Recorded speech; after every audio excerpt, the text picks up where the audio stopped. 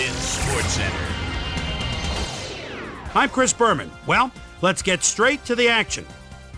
In our first game this week, we had the 49ers come away with a decisive 10-point win.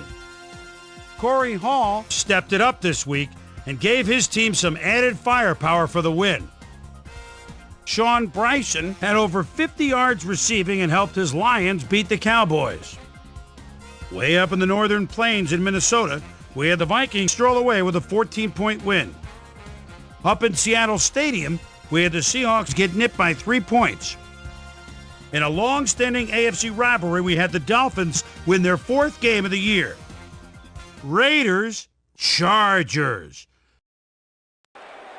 Eric Parker came up with a big play as he was able to pull this one in. The Chargers go on to win this by the final score of 20-17.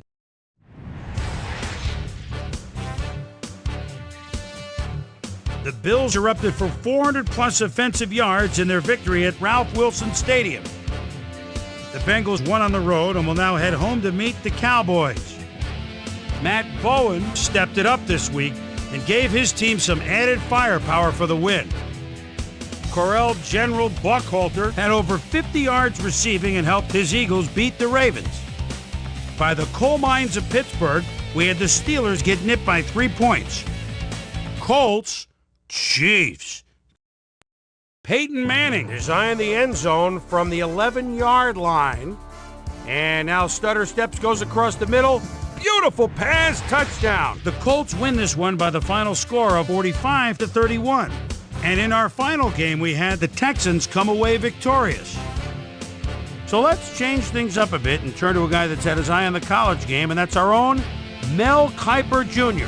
He joins us now. Mel, your work never ends, I know. Believe me, I know better than anybody else. But it's never too early to start thinking about next year's draft, is it? Yeah, no doubt about it. And now that most teams have 7, 8, 9 games under the belt, we're starting to get a pretty good sense for which guys are going to be blue chippers come draft day.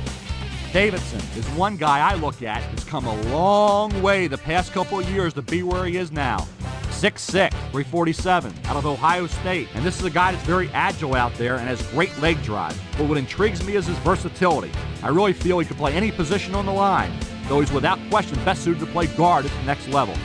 Player is another guy that I truly believe will be a frontline NFL starter somewhere down the line. The way he's performed this year makes me believe that his stock is really rising in NFL circles. So that'll do it for now, but expect there to be plenty happening between now and April. So that'll just about do it. But before we go, I'm going to toss out a few game balls to my prime-time players. Each and every one of these men had a week to remember. That'll do it, sports fans. I'm Chris Berman, and thanks so much for joining us here in the Bristol studios. We'll see you next week right here on ESPN, the worldwide leader in sports.